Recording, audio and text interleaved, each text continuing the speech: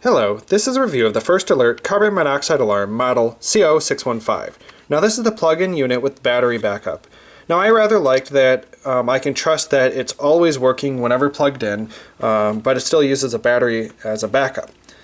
And another nice feature is this model can be run by a wire and plugged in separately from the actual unit having to be plugged directly in. I thought this was a rather big unit that I honestly didn't want plugged in an outlet and being always out in plain sight. So what I prefer to do is take this unit, go find a hidden plug somewhere else in my house, like tucked behind an end table or behind a vase, and I just set this behind the vase so I never have to see it, right? Because it's audible. All we're looking for is this thing to silently monitor for carbon monoxide and just go off whenever there's a problem. So I'm not constantly checking this, and I don't need to actually see it as long as I know that it's plugged in and has a battery that's current and will be working. Now you can monitor the peak levels if by pressing this button here, the peak level button. Sometimes you have to press it a few times. Oh, there we go.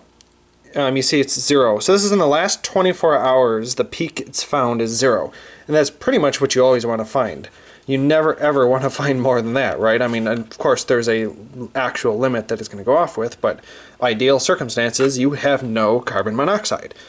So that works well. This test button emits a very piercing sound, just like your usual smoke detector alarms. That comes out here. I really like that it could detach so that I could put this anywhere that I just said. Now normally it comes built in attached by these two clips here and over there. And it takes a little work at first. You know, you can pull these two apart and it will come out eventually. So I much prefer to be able to do this. Now remember, this is required that it be plugged in. The battery is only for a backup. This is not an either or situation. You have to have it plugged in and only use it as a backup.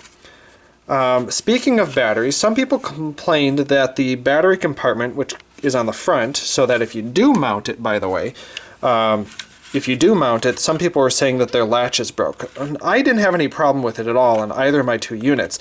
Just pull gently on, there we go. I just pulled gently evenly across, so don't pull from one side, pull gently. And you see this latch right here? That's the actual latch. That plastic thing that you see in the middle there. And it plugs into the hole right there. And if you know that that's where it's going to plug in, you can be more gentle with it, right? So just remember, now it is a little awkward that you're pulling across these two thin pieces of plastic from leveraging it all the way up here, but I honestly didn't have any problem with it on either of my units. So just be aware of that where that thing is pulling off-centered. It's kind of weird. I don't know why they didn't center it. That's off-centered, but probably just because of the molding. You can see there wouldn't be room. Now these batteries fit in here extremely securely and firmly, which means it'll probably be a bit more difficult to extract them later when it's time to change them. So in both of my units that I own, these were very firmly in here. So just be aware that you're probably going to be digging them out, maybe with a screwdriver, who knows what. But it wasn't worrying how much that was. So, oops, there we go. Well, that time it comes out much more easily. Every time you hear that snap, you make it sound like it's going to break, but it doesn't. And even worst case scenario, let's say you broke the latch, just put a piece of tape on the top. I mean, big deal, right? Unless it's in plain view.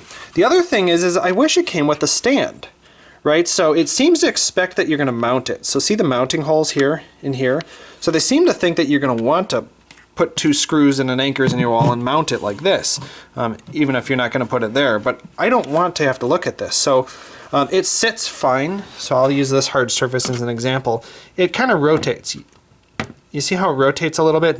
When I throw it behind a vase on an end table that I don't even have to look at, or on the top of a dresser in my bedroom, it's perfectly fine. I mean, it sits there, it's functional, but I rather wish it had a flat bottom or had a stand or something like that made it a little bit easier. But as I just put them out of place, so it's out of sight and out of mind, I don't really worry about it. So I mean, they've never gone off in my home, but remember, watch the warranties on these, that they're not meant to last forever. And I think it's because the sensors are only effective up to a certain amount of range. Now, you don't want the manufacturer just claiming a longer warranty to get your sale. So I'd be a little careful of paying too much attention to one vendor claims 7 years, one claims 5, or this or that. You need this to work, and none of them are going to last 20 years, right? You want it to be just as effective as the day you bought it. So if the sensors get older and older and older, you're going to want to replace these as soon as they tell you that this model shelf life has expired, right? It's not a warranty, it's an actual shelf life that you'll want to stop using it after that amount of time.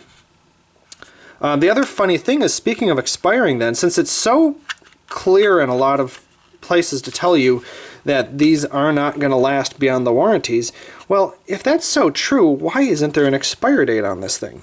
I mean, it seems to be from the time that you start using it, not a pure expiration date. So that's what I was worried about, is the sensor, is it 7 years from the day this thing was manufactured? So I didn't find any evidence one way or the other on that, other than lots of people seem to say that after 7 years, these things will go off for no reason, or who knows what. Again, I've never had that problem, but I wrote down when I bought this, so that I probably should have put a sticky on here so that I remember in case that's the case.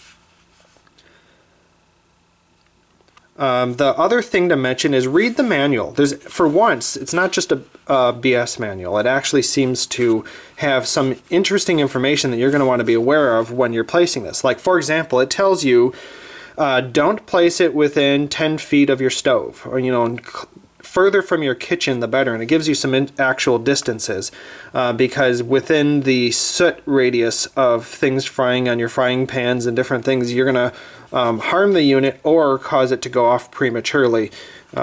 So you'll want to distance it from such sources. They also talk about don't put it in a corner, or don't put it too close to the top of a ceiling. So you don't want to nestle it up in the corner, because it kind of makes an air pocket where the air just kind of doesn't circulate. The air might come near the wall, but routinely doesn't circulate. You need to get air flowing by the sensor to get an accurate reading of what's really going on.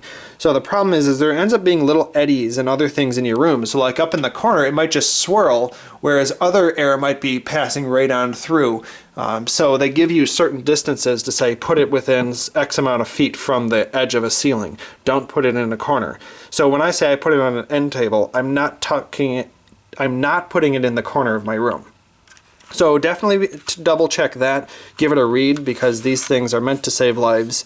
So definitely put it in a location that the sensor will actually get airflow to detect what's going on.